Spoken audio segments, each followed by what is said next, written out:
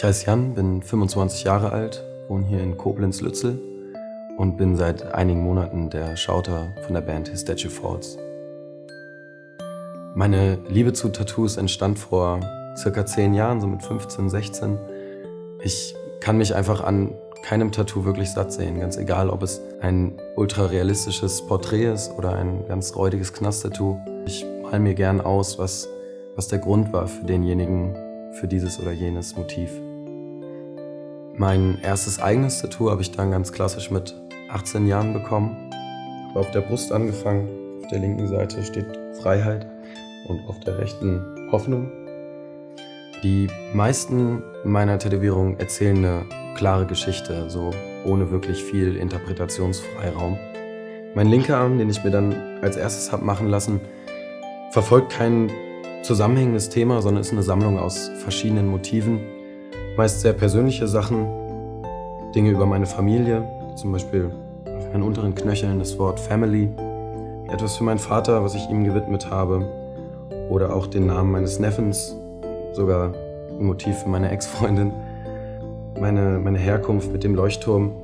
Und ja, so ist es ein bunter Mix aus verschiedenen Motiven geworden und ja, hat sich so dann alles zusammengefügt. Mein rechter Arm, der leider auch noch nicht ganz fertig ist, erzählt im Gegensatz zum linken eine zusammenhängende Geschichte. Und da geht es also um das Gesamtbild am Ende. Ich habe halt verschiedene Tiere und Pflanzen drauf und zusammen mit meinem, oder zumindest mit den meisten Motiven meines Oberkörpers, erzählt es die Geschichte vom Untergang der Zivilisation und dem Kampf der Natur und der Tiere gegen die Menschheit. Ja, ein bisschen rausstechen tut noch das Porträt meiner Mutter auf dem Oberarm. Auf meinen linken Rippen, die leider auch noch nicht fertig sind, ist eine Riesenkrake zu sehen, die gerade ein Schiff angreift. Und auf der rechten Seite ein Hai und eine abgebissene Hand. Der Baum, den ich gerne dann mal so als Lebensbaum bezeichne, macht so in der Mitte die brennende Skyline und darüber eine aufgehende Sonne, die so für den Neuanfang sozusagen stehen soll. Der Adler, der Falke auf meinem Hals, der ein Zepter trägt, bedeutet halt auch so die Entmachtung der Menschheit mit all ihren Symbolen dieser Macht, wie zum Beispiel halt das Zepter.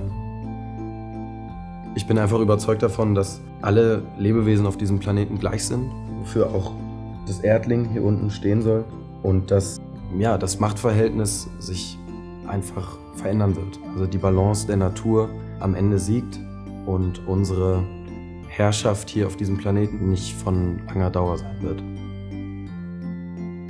Auf meinem rechten Schienbein ist ein Segelschiff zu sehen mit dem Spruch "Take me home", was meinen Großeltern gewidmet ist, die inzwischen alle verstorben sind.